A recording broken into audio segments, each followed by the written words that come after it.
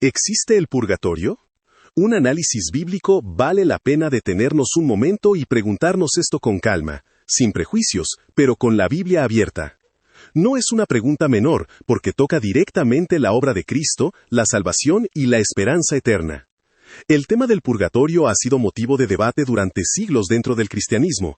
La Iglesia Católica enseña que es un estado de purificación temporal para aquellos que mueren en gracia, pero aún necesitan ser limpiados de pecados veniales antes de entrar en la presencia de Dios. Sin embargo, otras tradiciones cristianas, como las iglesias evangélicas y protestantes, rechazan esta doctrina, afirmando que no tiene fundamento en la Biblia. Al analizar el concepto del purgatorio desde una perspectiva bíblica, surge una pregunta honesta. ¿Realmente concuerda esta enseñanza con lo que dicen las Escrituras?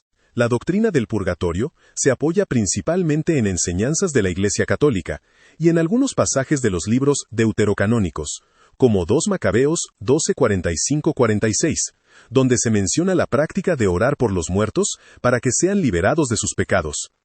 Por eso mandó a hacer este sacrificio expiatorio por los muertos, para que fueran liberados del pecado.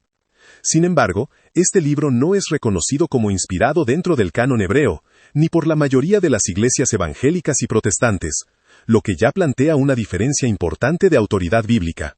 Otro texto que suele mencionarse es 1 Corintios 3:13-15, donde el apóstol Pablo habla del juicio de las obras. La obra de cada uno se hará evidente, porque el día la dará a conocer, pues con fuego será revelada, y el fuego probará la obra de cada uno, cuál sea. Si permanece la obra de alguno que sobreedificó, recibirá recompensa. Si la obra de alguno se quema, sufrirá pérdida, si bien él mismo será salvo, aunque así como por fuego.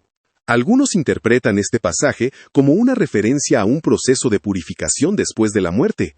Sin embargo, al observar el contexto completo, Pablo está hablando del valor de las obras y de las recompensas en el reino de Dios, no de una purificación de pecados ni de un estado intermedio después de morir.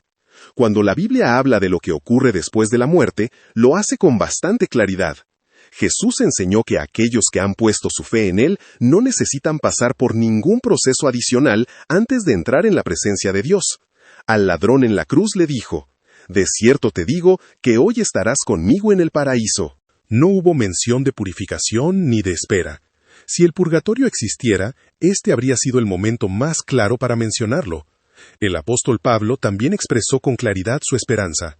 «Porque para mí el vivir es Cristo, y el morir es ganancia, teniendo deseo de partir y estar con Cristo, lo cual es muchísimo mejor». Pablo no habla de un estado intermedio, sino de una transición directa a estar con Cristo. Por otro lado, la Escritura enseña que quienes mueren sin Cristo enfrentan el juicio, y de la manera que está establecido para los hombres que mueran una sola vez, y después de esto el juicio. La parábola del rico y Lázaro refuerza esta enseñanza. Jesús describe destinos inmediatos después de la muerte, sin dar lugar a una etapa de purificación posterior. Aquí surge una de las preguntas más profundas. Si existe un purgatorio, ¿la obra de Cristo en la cruz no fue suficiente? La Biblia enseña que Jesús pagó completamente por los pecados de los suyos, porque con una sola ofrenda hizo perfectos para siempre a los santificados. Si la expiación fue completa, no queda deuda pendiente que pagar después de la muerte. La salvación no se basa en obras ni en sufrimientos futuros, sino en la gracia de Dios recibida por la fe.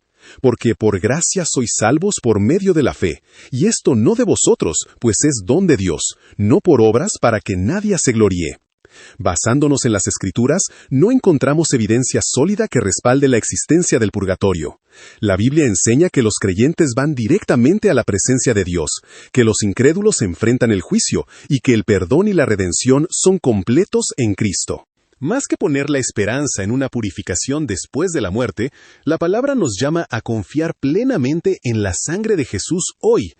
Si confesamos nuestros pecados, Él es fiel y justo para perdonar nuestros pecados y limpiarnos de toda maldad. Ahora, si queremos ir todavía más al fondo, hay un punto doctrinal que no se puede ignorar. La Biblia no presenta la salvación como Cristo hizo una parte y yo termino el resto después de morir, sino como una obra completa, aplicada al creyente desde el momento en que cree. Jesús lo dijo así: «El que oye mi palabra y cree al que me envió, tiene vida eterna, y no vendrá a condenación, mas ha pasado de muerte a vida. Juan 5:24. Fíjate en el tiempo.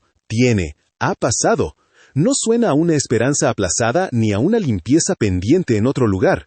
Pablo lo confirma con una frase que corta como navaja cualquier idea de castigo temporal para completar lo que faltó.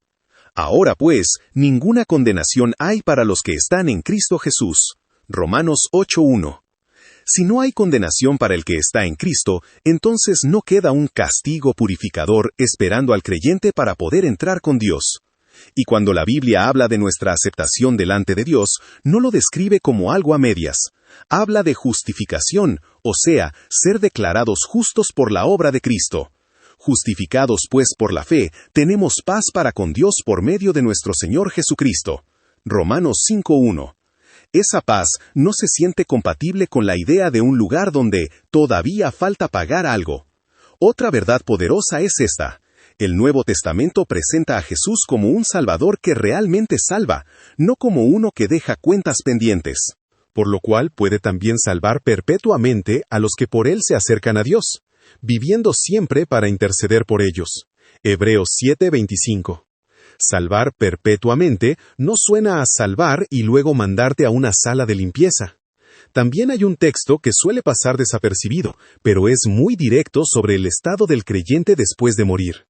Preferimos estar ausentes del cuerpo y presentes al Señor. 2 Corintios 5:8. Pablo no describe un tercer lugar, ni un pasillo, ni una estación temporal. Habla de estar con el Señor. Y cuando se trata de la muerte del creyente, la Biblia incluso usa lenguaje de descanso, no de sufrimiento correctivo. Bienaventurados de aquí en adelante los muertos que mueren en el Señor. Descansarán de sus trabajos. Descansar de sus trabajos no se lee como entrar a pagar pecados veniales. A veces alguien dice, pero la Biblia sí habla de fuego que purifica. Sí, pero cuando el Nuevo Testamento habla del creyente siendo probado por fuego, casi siempre se refiere a pruebas en esta vida, no después de morir. Por ejemplo, aunque ahora por un poco de tiempo, si es necesario, tengáis que ser afligidos en diversas pruebas, para que, sometida a prueba vuestra fe, sea hallada en alabanza. 1:6-7. Ese fuego es el proceso de Dios en el presente, formando carácter, limpiando motivaciones, madurando la fe mientras todavía estamos aquí. Y si el tema es limpieza real del pecado, Juan es clarísimo al decir que la sangre de Jesús no limpia después, sino ahora, aquí. La sangre de Jesucristo su Hijo nos limpia de todo pecado. No dice de algunos, ni hasta cierto punto, ni hasta que pases por otro proceso. Otro golpe doctrinal fuerte contra la idea del purgatorio es que el perdón en Cristo se presenta como cancelación total de deuda, perdonándoos todos los pecados, anulando el acta de los decretos, quitándola de en medio y clavándola en la cruz. Colosenses 2:13-14. Si el acta fue anulada y clavada en la cruz, entonces ¿qué queda por pagar después? También es importante no confundir santificación con purgatorio. La santificación es real, sí, y es el proceso de ser transformados a la imagen de Cristo, pero ocurre mientras vivimos, y culmina cuando Él nos glorifica. Al que comenzó en vosotros la buena obra, la perfeccionará hasta el día de Jesucristo. Filipenses 1:6. Esa perfección final no es un purgatorio, es la obra de Dios llevándonos a la gloria.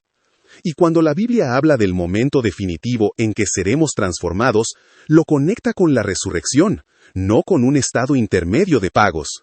Seremos transformados, y los muertos serán resucitados incorruptibles. 1 Corintios 15:51-52. Por eso, cuando se propone el purgatorio como necesidad para quedar listos, se toca una línea delicada, suena como si la cruz no bastara. Y Pedro resume el Evangelio con una frase contundente: porque también Cristo padeció una sola vez por los pecados, el justo por los injustos, para llevarnos a Dios. 1 Pedro 3:18. Una sola vez, para llevarnos a Dios, no para dejarnos a mitad de camino. Te dejo esta reflexión final. La eternidad no se decide después de morir, se decide mientras vivimos. Por eso, la invitación del Evangelio sigue siendo clara, urgente y llena de gracia. Te invito a que me acompañes en esta oración. Señor Jesús, Gracias porque tu obra en la cruz es suficiente.